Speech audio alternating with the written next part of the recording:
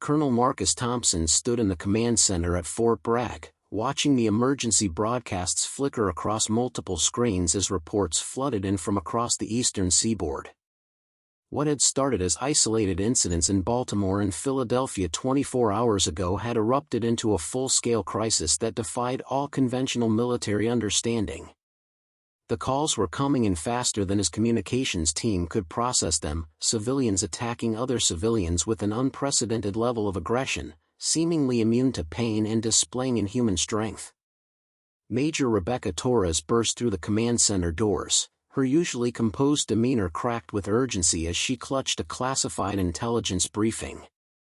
"Sir, we've got confirmation from the CDC that this isn't a terrorist attack or chemical weapon," she announced, her voice cutting through the chaos of radio chatter and urgent conversations. "The infected are showing signs of complete neural shutdown and higher brain functions, but their motor systems remain active and aggressive." Thompson had served 3 tours in Afghanistan and thought he'd seen every kind of warfare imaginable, but nothing in his 20-year career had prepared him for the footage streaming in from news helicopters circling Washington, D.C., where masses of infected individuals moved through the streets in coordinated groups, pursuing fleeing civilians with relentless determination. Captain Jake Mitchell, Thompson's most trusted field commander, approached with his gear already secured and his expression grim. "Colonel, the National Guard units in Philadelphia have gone radio silent, and we're getting scattered reports from Army units in Baltimore that conventional crowd control methods are completely ineffective," he reported, pulling up tactical maps on his tablet. "Whatever these people have become, they're not responding to non-lethal deterrence, tear gas, or even warning shots." Thompson studied the spreading red zones on the digital map, each representing areas where local law enforcement had lost communication or reported being overwhelmed by the infected population. The pattern was disturbing. The outbreak seemed to follow major transportation routes, suggesting either rapid human-to-human transmission or a coordinated attack that specifically targeted infrastructure hubs. Lieutenant David Harrison, fresh from West Point and eager to prove himself, volunteered his platoon for immediate deployment to assist evacuation efforts in Richmond, Virginia, where reports indicated the situation was still manageable but deteriorating rapidly. As Thompson coordinated with Pentagon officials via secure video conference, the reality of their situation became increasingly clear. Traditional military protocols designed for foreign threats or domestic terrorism were completely inadequate for an enemy that felt no fear, required no supply lines, and seemed to multiply with each engagement. General Patricia Williams appeared on the main screen from the Pentagon, her weathered face reflecting the gravity of decisions being made at the highest levels of government. "Marcus, we're authorizing immediate deployment of the 82nd Airborne to establish secure perimeters around major population centers," she commanded, her voice steady despite the unprecedented nature of their mission. "Your primary objectives are civilian evacuation, intelligence gathering on the nature of this threat, and maintaining communication with government leadership as they relocate to secure facilities." Thompson acknowledged the orders while simultaneously processing reports from advanced reconnaissance teams that painted an increasingly dire picture. The infected displayed pack-hunting behavior, could survive injuries that would incapacitate normal humans, and showed no signs of fatigue even after hours of continuous activity. Sergeant Maria Rodriguez, the unit's medical specialist, had been analyzing field reports from hospital personnel who had encountered the infected during the initial hours of the outbreak. "Sir, medical teams are reporting that standard medical intervention is impossible," she briefed the assembled officers. "The infected don't respond to sedatives, appear to feel no pain, and continue aggressive behavior even with severe trauma."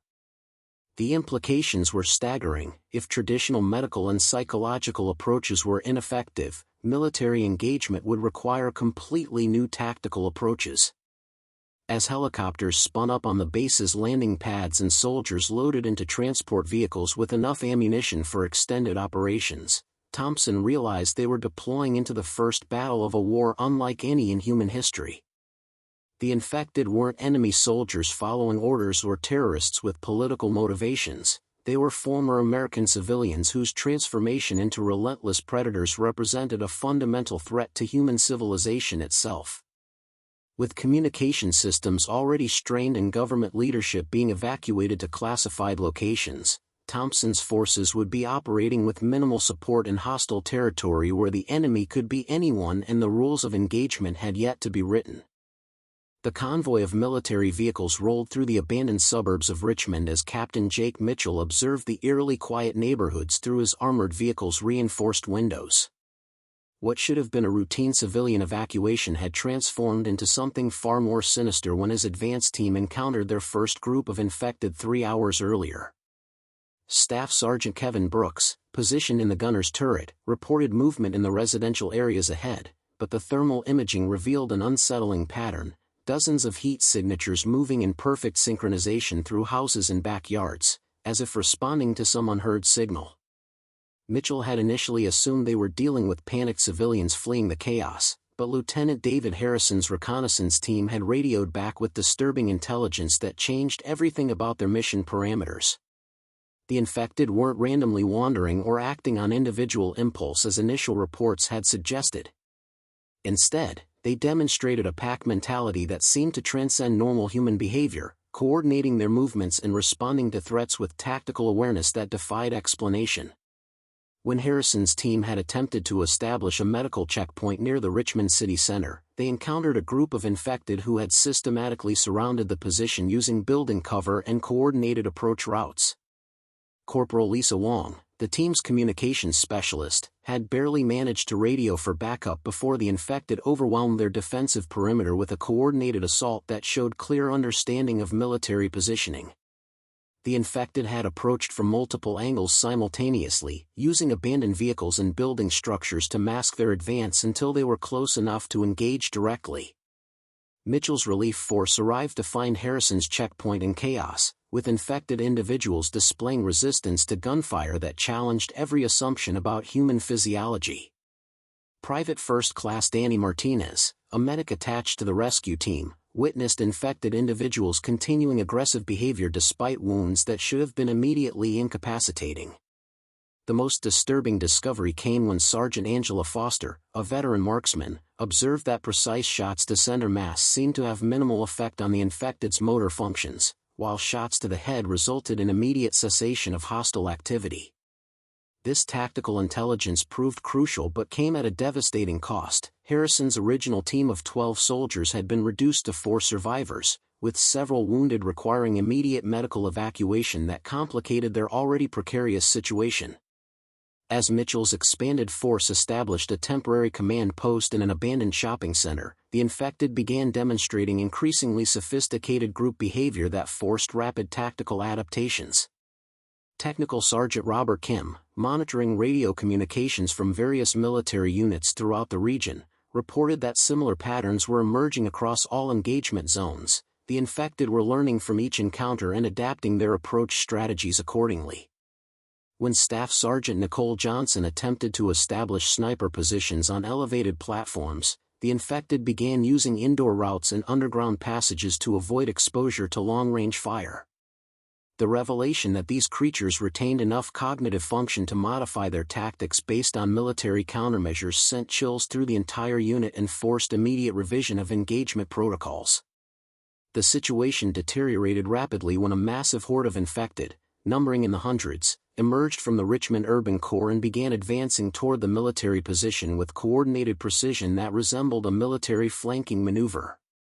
Specialist Thomas Anderson, operating the unit's heavy weapons system, found that conventional crowd dispersal techniques were completely ineffective as the infected pressed forward through tear gas and warning shots without any sign of retreat or fear response. The engagement that followed lasted 4 hours and revealed the true scale of the crisis facing American military forces. Traditional urban warfare tactics designed for human opponents were inadequate against enemies who felt no pain, showed no fear, and required specific anatomical targeting to neutralize. The battle for Richmond's downtown sector resulted in the loss of 37 soldiers and provided crucial intelligence about infected behavior patterns, tactical adaptability, and physiological vulnerabilities that would reshape military strategy going forward. Colonel Thompson, monitoring the engagement from Fort Bragg Command Center, realized that conventional military doctrine would require complete revision to address an enemy that combined human intelligence with inhuman persistence and pain tolerance.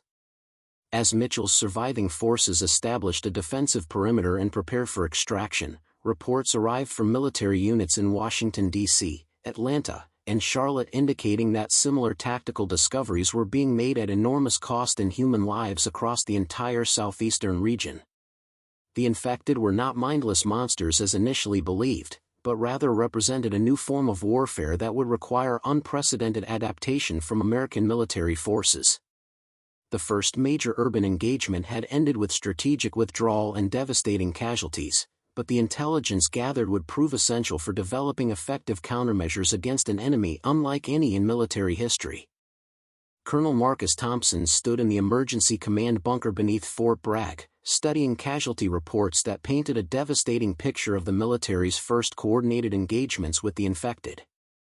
The retreat from Richmond had been necessary but costly, with Captain Jake Mitchell's forces managing to extract only 60% of their original deployment while carrying crucial intelligence about enemy capabilities that would reshape everything about their defensive strategy. Major Rebecca Torres coordinated with regional commanders via encrypted communications, establishing a new operational doctrine based on the harsh lessons learned from urban combat zones where conventional tactics had proven catastrophically inadequate. The infected had demonstrated not only tactical awareness but also the ability to adapt their strategies in real time, forcing military leadership to abandon traditional engagement protocols in favor of an entirely new approach to homeland defense. The establishment of secure perimeters became the military's primary focus as infected populations continued to expand outward from major metropolitan areas with relentless persistence. General Patricia Williams had authorized the creation of defensive zones utilizing natural geographical barriers, with rivers, mountain ranges, and highway systems serving as foundation points for fortified positions that could channel infected movement into predetermined killing fields. Lieutenant Colonel Sarah Mitchell, Jake's sister and a specialist in defensive engineering, arrived from the Army Corps of Engineers with detailed plans for rapid fortification construction using available civilian infrastructure and military resources. Her team had identified strategic choke points along Interstate 95 where concentrated firepower and engineered obstacles could create effective barriers against infected hordes while maintaining escape routes for military forces if positions became overwhelmed. The rescue operations proved to be the most challenging aspect of the new military strategy, as civilian survivors were scattered throughout infected territories with limited communication capabilities and dwindling supplies. Master Sergeant Carl Williams led specialized extraction teams composed of volunteers who understood the extreme risks involved in penetrating infected zones to reach survivor groups identified through emergency radio broadcasts and cellular communications. These rescue missions required unprecedented coordination between helicopter pilots, ground support teams, and intelligence specialists who monitored infected movement patterns to identify brief windows of opportunity when extraction could be attempted with acceptable risk levels.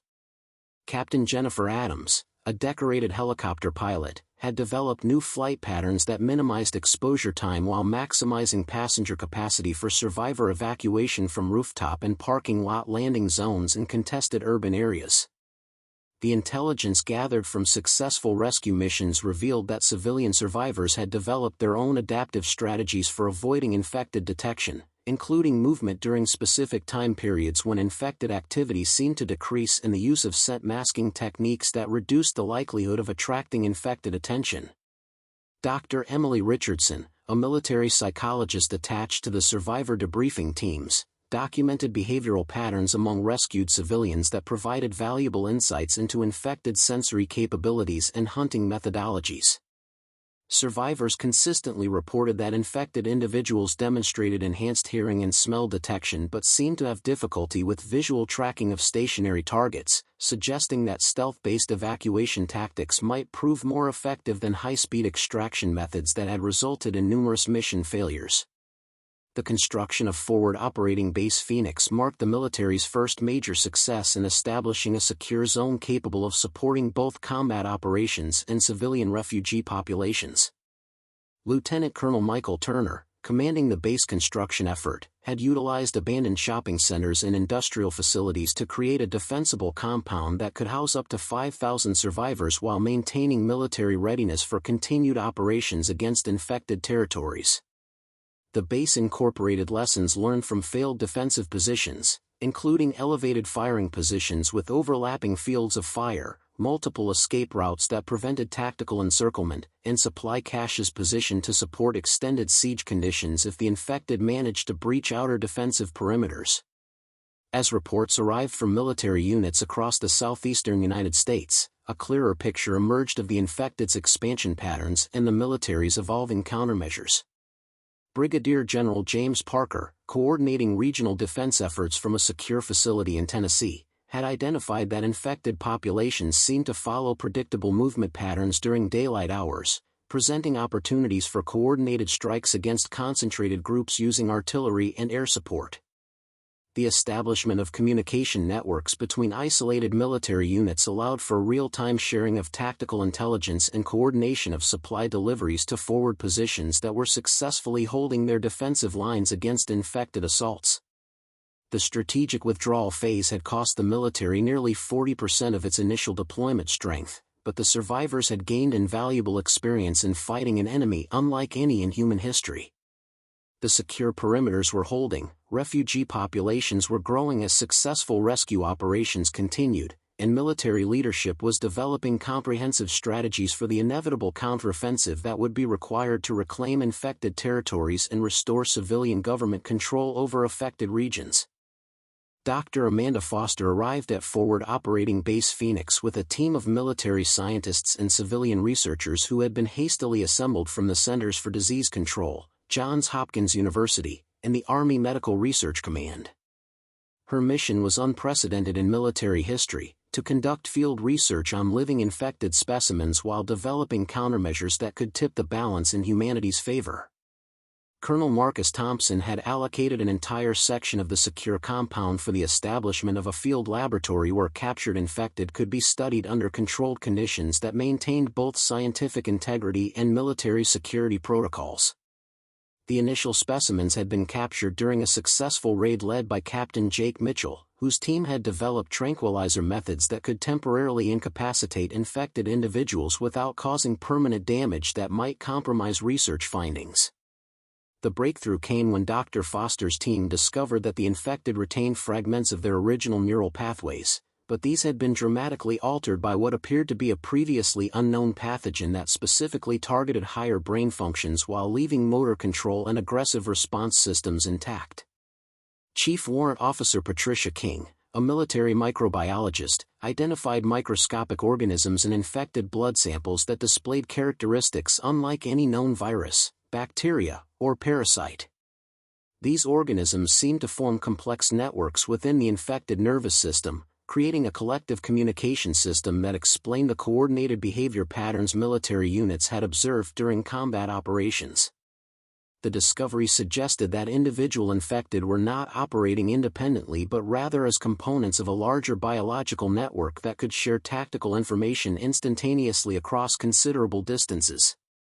Major Rebecca Torres coordinated with weapons development specialists at Aberdeen Proving Ground to design new ammunition types based on the scientific team's findings about infected physiology and the specific neural disruption patterns required for effective neutralization. The research revealed that conventional bullets were ineffective because infected nervous systems had been rewired to bypass normal pain and trauma responses, but precisely targeted shots that disrupted the pathogen's neural networks could achieve immediate incapacitation.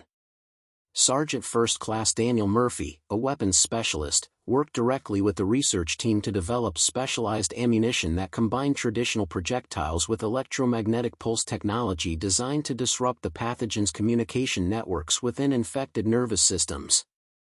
The behavioral studies conducted by Dr. Richardson and her expanded psychology team revealed that infected individuals retained certain memory fragments from their previous lives, particularly spatial knowledge and learned motor skills, which explained their ability to navigate complex urban environments and utilize tools during attacks. This discovery led to the development of psychological warfare tactics designed to exploit these retained memories and create confusion within infected groups. Captain Jennifer Adams had observed during her rescue flights that infected individuals showed decreased coordination when exposed to specific audio frequencies, leading to experiments with sonic weapons that could disrupt the pathogen's communication networks and temporarily disable infected group coordination. The establishment of the Rapid Response Research Unit marked a crucial turning point in military strategy as field teams could now deploy with real-time scientific support and adaptive weapons systems.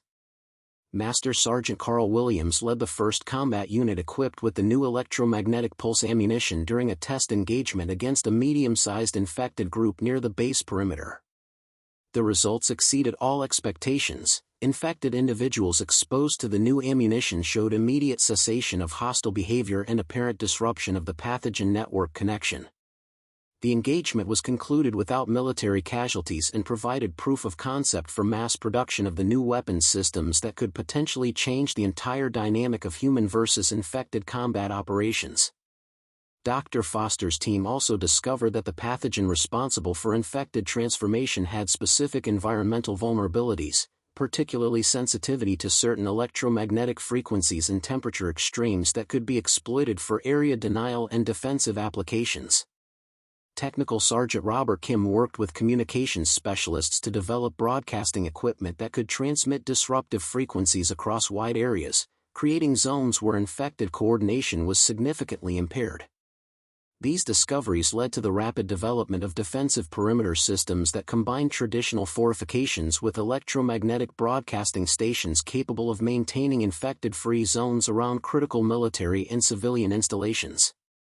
The research conducted at Forward Operating Base Phoenix represented the first major scientific victory against the infected threat and provided the foundation for developing comprehensive countermeasures that could support large-scale military operations. The combination of specialized ammunition, sonic disruption devices, and electromagnetic broadcasting systems gave military commanders new tools for engaging infected populations with significantly reduced casualty rates.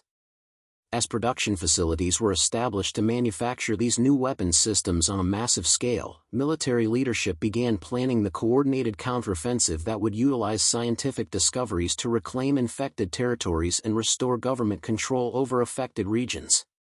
The scientific breakthrough had transformed the conflict from a desperate defensive struggle into a winnable war with clear technological advantages favoring human forces. General Patricia Williams convened the largest military strategy session since World War II in the secure underground facilities of Cheyenne Mountain, where commanders from across the continental United States gathered to plan humanity's first coordinated counteroffensive against the infected territories. The massive digital war room displayed real-time intelligence from reconnaissance drones, satellite imagery, and field reports that painted a comprehensive picture of infected population distribution and movement patterns across the eastern seaboard. Colonel Marcus Thompson presented the scientific breakthroughs achieved at Forward Operating Base Phoenix, demonstrating how electromagnetic pulse ammunition and sonic disruption technology could neutralize infected groups with unprecedented efficiency. The assembled military leadership recognized that they possessed, for the first time since the outbreak began, technological advantages that could tip the balance decisively in favor of human forces. The development of specialized combat units required intensive training programs that combined traditional military tactics with the new anti-infected technologies and strategies. Lieutenant Colonel Michael Turner established the Infected Combat Training Center at Fort Campbell, where volunteers from across all military branches underwent rigorous preparation for operations in infected-controlled territories. Staff Sergeant Kevin Brooks, recently promoted after his exemplary service during the Richmond engagement, led instructor teams that taught soldiers how to effectively utilize electromagnetic pulse weapons, coordinate sonic disruption attacks, and exploit infected behavioral patterns discovered through scientific research. The training program emphasized precision targeting, team coordination, and psychological resilience necessary for sustained combat against enemies that defied conventional military experience.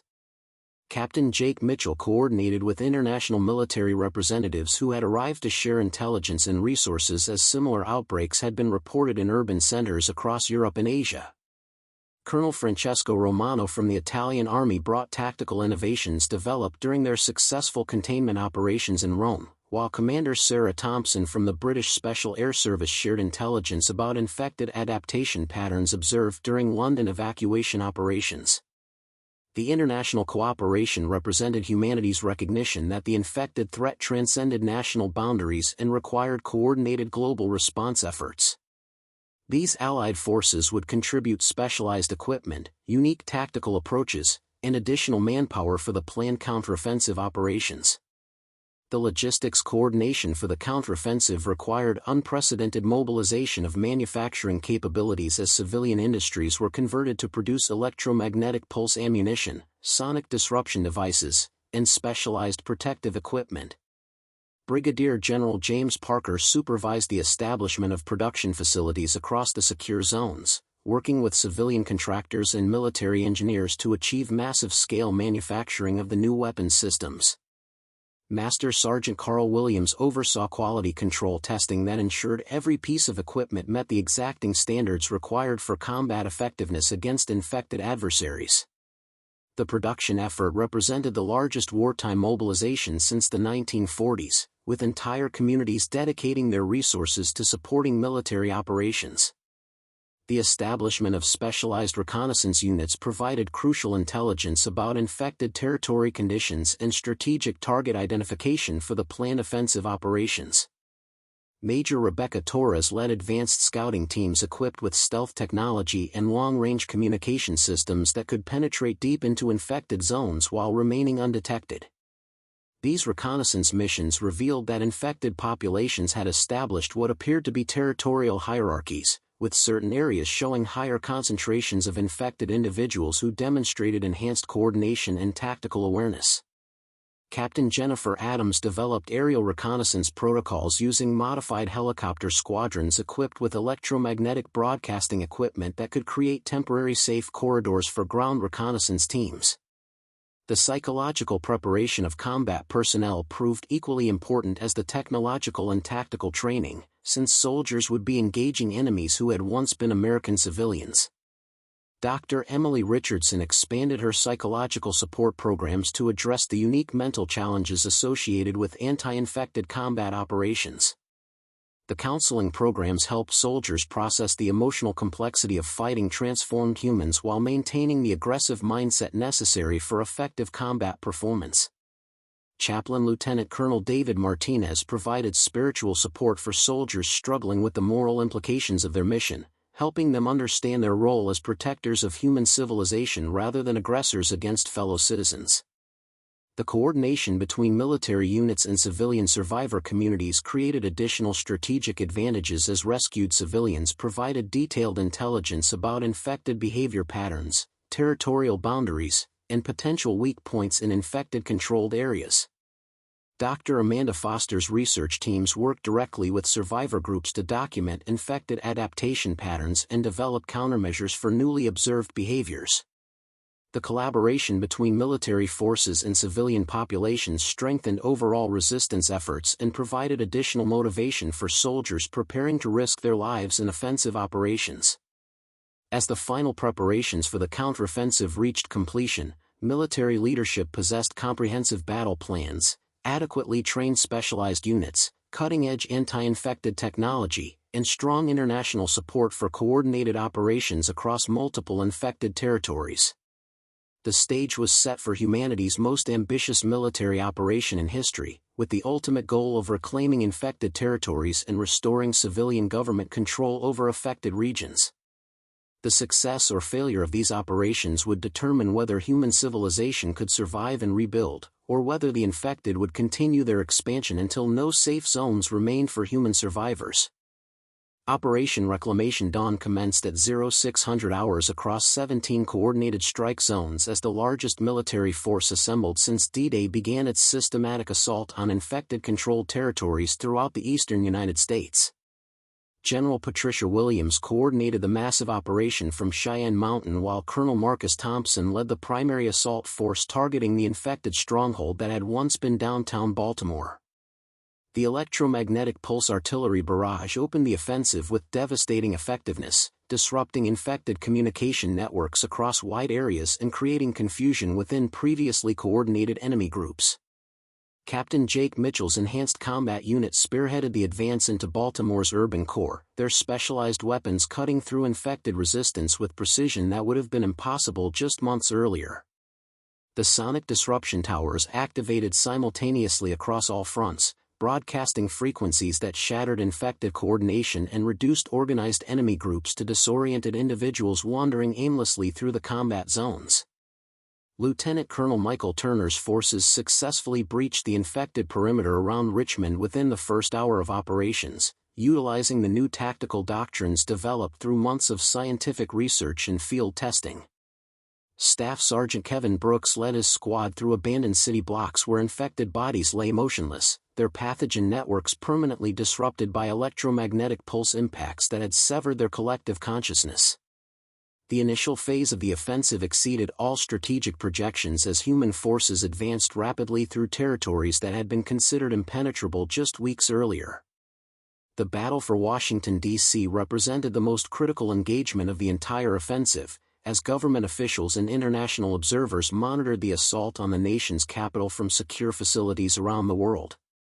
Major Rebecca Torres commanded specialized urban warfare units that fought building by building through the infected occupied federal district, their electromagnetic weapons proving devastatingly effective against enemy groups that had previously seemed invincible.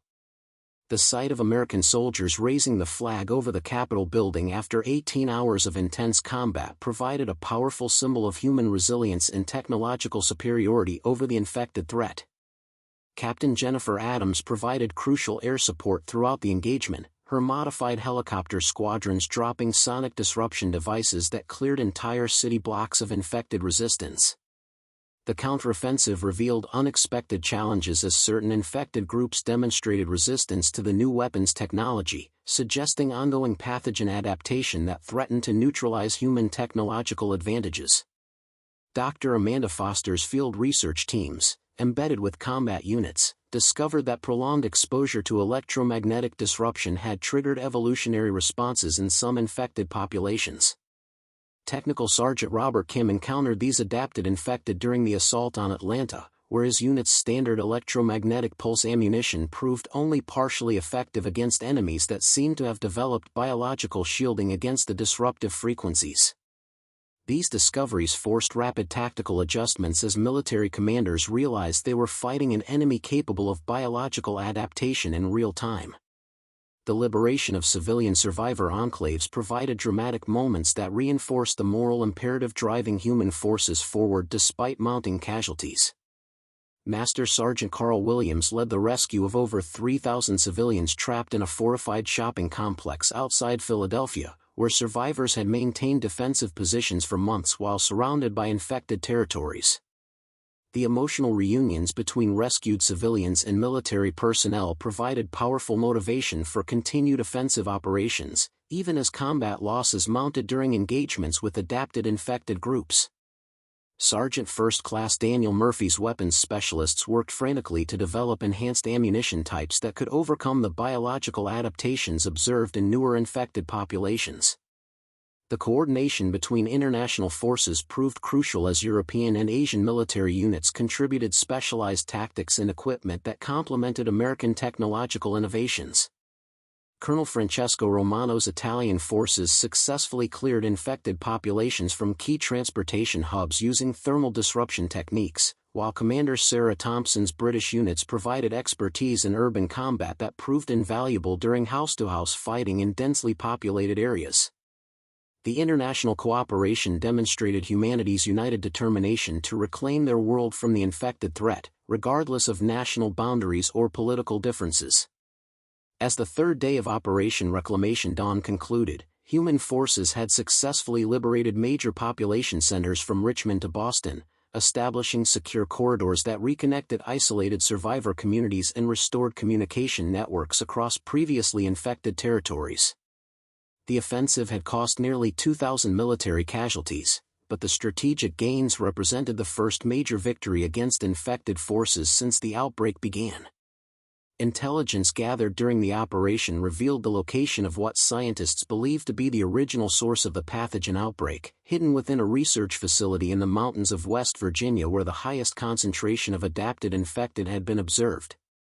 The success of the coordinated offensive proved that human civilization possessed the technological capabilities and military determination necessary to defeat the infected threat, but the discovery of pathogen adaptation patterns suggested that final victory would require eliminating the source itself. As military commanders prepared for the culminating assault on the infected stronghold, they understood that the fate of human civilization would be determined by their ability to destroy whatever had created the pathogen before it could adapt beyond their technological countermeasures. The assault on the Blackwater Research Facility in the mountains of West Virginia represented humanity's last chance to eliminate the source of the pathogen before it could evolve beyond their technological countermeasures. Colonel Marcus Thompson led a combined force of American, British, and Italian special operations units through treacherous mountain terrain toward the fortified complex where intelligence indicated the original outbreak had begun. Dr. Amanda Foster accompanied the assault team with portable laboratory equipment, knowing that understanding the pathogen's origin might be crucial for developing a permanent solution to the infected threat. The facility's remote location had allowed it to become a stronghold for the most advanced infected specimens, creatures that had undergone months of pathogen evolution in an environment rich with scientific equipment and research materials. Captain Jake Mitchell's reconnaissance team discovered that the infected defending the facility displayed unprecedented coordination and tactical awareness, suggesting that proximity to the pathogen source had accelerated their adaptation beyond anything previously encountered. The electromagnetic pulse weapons that had proven so effective during Operation Reclamation Dawn showed diminished effectiveness against these evolved infected, forcing the assault teams to rely more heavily on conventional firearms and explosive devices. Staff Sergeant Kevin Brooks reported that the facility's infected defenders were using the research complex's own security systems against the approaching human forces, demonstrating cognitive abilities that bordered on their original human intelligence while retaining the physical advantages that made them such formidable opponents. The discovery of Dr. Harrison Vale, the facility's former director, represented both a breakthrough and a horrifying revelation about the pathogen's true nature.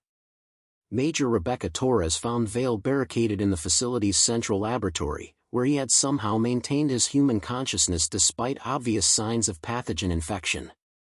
Vale revealed that his research team had been developing biological weapons for military applications when an accidental exposure had triggered the initial outbreak. The pathogen was designed to enhance human physical capabilities while suppressing emotional responses, but genetic mutations had corrupted the intended effects and created the infected plague that now threatened human civilization. Vale's survival provided crucial intelligence about the pathogen's weaknesses, but his deteriorating condition indicated that even partial infection would eventually prove fatal. The battle for the facility's central core became the most intense combat engagement of the entire war as evolved infected defended their stronghold with tactical sophistication that challenged every assumption about their capabilities. Lieutenant Colonel Michael Turner's demolition specialists fought their way through laboratory corridors filled with infected that used scientific equipment as weapons and defensive barriers. Technical Sergeant Robert Kim discovered that the facility's main computer systems contained research data that could potentially lead to a permanent cure for the pathogen, but accessing the information required maintaining control of the central laboratory while under constant assault from infected defenders who seemed to understand the strategic importance of protecting their source. Dr. Foster's analysis of the facility's research revealed that the pathogen required a specific electromagnetic signature generated by the laboratory's experimental equipment to maintain its evolutionary capabilities. Master Sergeant Carl Williams coordinated the placement of explosive charges throughout the facility's power generation systems while Captain Jennifer Adams provided aerial support against infected forces attempting to reinforce the facility from surrounding mountain areas. The realization that destroying the facility's unique electromagnetic environment would permanently disable the pathogen's ability to adapt provided hope for final victory, but the mission required sacrifices that would test the limits of human courage and determination. The climactic battle erupted when the facility's main power core was destroyed, causing a cascade failure that eliminated the electromagnetic signature sustaining advanced pathogen evolution. Sergeant First Class Daniel Murphy led the final assault through collapsing laboratory sections as evolved infected lost their enhanced coordination and reverted to the basic aggressive patterns observed during the early stages of the outbreak. The destruction of the research facility created an electromagnetic pulse that disrupted pathogen networks across the entire eastern United States, causing infected individuals throughout the region to collapse as their collective consciousness was permanently severed. Colonel Thompson coordinated the extraction of surviving assault team members as secondary explosions ensured complete destruction of all research materials and equipment that had created the pathogen threat. The aftermath of the Blackwater operation marked the beginning of humanity's recovery from the infected crisis as disrupted pathogen networks prevented new infections and caused existing infected to lose their coordinated abilities. The electromagnetic pulse generated by the facility's destruction had created a protective field that prevented pathogen reactivation, allowing military forces to safely eliminate remaining infected individuals and begin the massive task of rebuilding affected areas. Dr. Foster's research team worked with international scientists to develop inoculation procedures that could protect human populations from any future pathogen outbreaks, ensuring that the nightmare could never be repeated. As American cities began the long process of reconstruction and survivor communities emerged from their hiding places, the sacrifices made during humanity's darkest hour were commemorated with memorials honoring those who had given their lives to preserve human civilization.